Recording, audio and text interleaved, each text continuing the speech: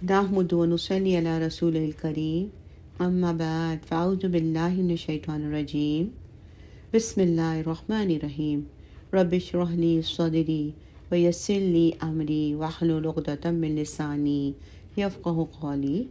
بسم اللہ الرحمن الرحیم، آیت نمبر 100۔ قل لو انتم تملکون خزائن رحمت ربی، آپ صلی اللہ علیہ وسلم کہیے کہ اگر تمہیں اختیار ہوتا میرے رب کی رحمت کے خزانوں پر، اذا لامسکتم خشیۃ الانفاق، تب بھی تم ضرور روک رکھتے انہیں خرچ ہو جانے کے ڈر سے۔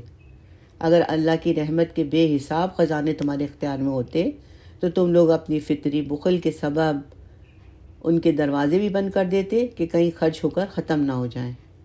اللہ تعالیٰ فرما رہے ہیں وَكَانَ الْإِنسَانُ قَتُورًا، اور انسان بہت ہی تنگ دل ہے۔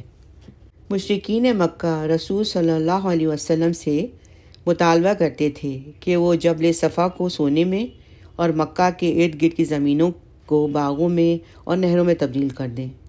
تو اسی کا جواب اللہ سبحانہ تعالیٰ اس آیت میں نبی کریم صلی اللہ علیہ وسلم کی زبانی سے دے رہے ہیں کہ اگر تم میرے رب کی رحمت کے تمام خزانوں کے مالک بن جاتے تو بھی تمہارا بخل دور نہ ہوتا اور اس ڈر سے خرچ نہ کرتے کہ کہیں یہ خزانے ختم نہ ہو جائیں، اس لیے کہ بخل انسان کی فطرت میں داخل ہے۔ اب ہم دیکھتے ہیں کہ خزائن کس کو کہتے ہیں۔ خزائن جو ہے وہ خزانہ کی جمع ہے، اور خزانہ جو ہے ہر قسم کی نعمت کو کہا جاتا ہے۔ مطلب ہے کہ ہر طرح کی نعمت کے خزانے اللہ سبحانہ تعالیٰ کے پاس ہیں، اور نعمت میں یعنی یہ اللہ کی رحمت ہے۔ اور رحمت جو ہے وہ بہت ساری چیزوں کے لیے آتی ہے، رزق کے لیے بھی آتی ہے، بارش کے لیے بھی رحمت آتی ہے، پھر نبوت کو بھی جو ہے وہ رحمت کہا گیا ہے۔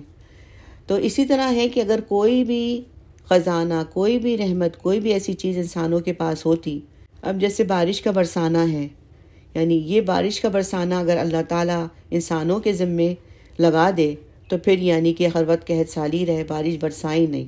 اسی طرح اگر انسانوں کو رزق کا مالک بنا دیا جاتا تو پھر یہ رزق جو ہے وہ کسی کو دیتے ہی نہیں، وہ اپنے بخل اور کنجوسی کی وجہ سے اس کو ضائع کر دیتے، چاہے اس کو سمندروں میں پھینک دیتے یا اپنے گوداموں میں اس کو جمع کر لیتے، لیکن انسانوں کو نہیں دیتے، کیونکہ انسان جو ہے یہاں اللہ تعالیٰ فرما رہے ہیں کہ بہت ہی انسان جو ہے وہ تنگ دل ہے، انسان بہت تنگ دل ہے۔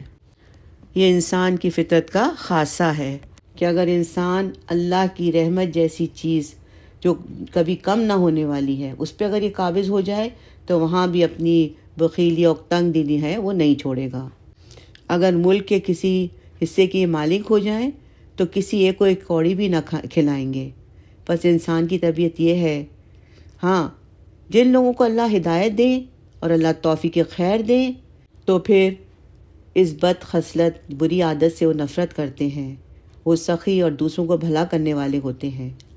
انسان بڑا ہی جلد باز اور تکلیف کے وقت لڑکھڑا جاتا ہے اور راحت کے وقت پھول جاتا ہے اور دوسروں سے روکنے لگتا ہے۔ ہاں، نمازی لوگ اس سے بری ذمہ ہیں، اور ایسی آیتیں قرآن میں ہیں اور بہت سی ہیں، ان سے اللہ کے فضل و کرم اور اس کی بخشش اور رحم کا پتہ چلتا ہے۔ حدیث میں ہے کہ اللہ کے ہاتھ پر ہیں، دن رات کا خرچ اس میں کوئی کمی نہیں لاتا، ابتدا سے اب تک کے خرچ نے بھی اس کے خزانوں میں کوئی کمی نہیں کی۔ سبحان اللہ۔ قرآن پاک میں سورۃ المعارج آیات نمبر 19 سے لے کر 34 تک اللہ کے نیک بندوں کی صفات یوں بیان کی گئی ہیں۔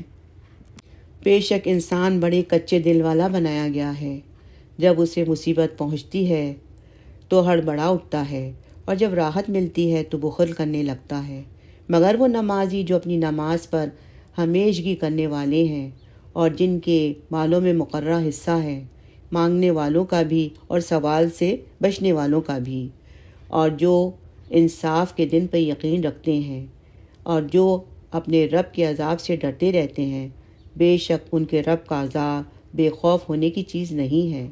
اور جو لوگ اپنی شرمگاہوں کی حفاظت کرتے ہیں، ہاں ان کی بیویوں اور لونڈیوں کے بارے میں جن کے وہ مالک ہیں انہیں کوئی ملامت نہیں۔ جو کوئی اس کے علاوہ راہ ڈھونڈے گا تو ایسے لوگ حد سے گزر جانے والے ہوں گے، اور جو اپنی امانتوں کو، اپنے قول و قرار کو ہر آن ملحوظ رکھتے ہیں، وہ اپنی گواہیوں پر سیدھے اور قائم رہتے ہیں، اور جو اپنی نمازوں کی حفاظت کرتے ہیں۔ مفسرین لکھتے ہیں کہ اس آیت کریمہ سے یہ بات ثابت ہوتی ہے کہ روزی کے تمام خزانوں کا مالک صرف اللہ ہے، اور وہ بڑا ہی سخی ہے۔ اس نے جب سے آسمان اور زمین کو پیدا کیا ہے خرچ کر رہا ہے، اور اس کے دائیں ہاتھ میں جو کچھ ہے وہ ختم نہیں ہوا ہے۔ بخاری اور مسلم کی روایت ہے یہ۔ ربنا تقبل منا انک انت السمیع العلیم وتب علینا انک انت التواب الرحیم، آمین۔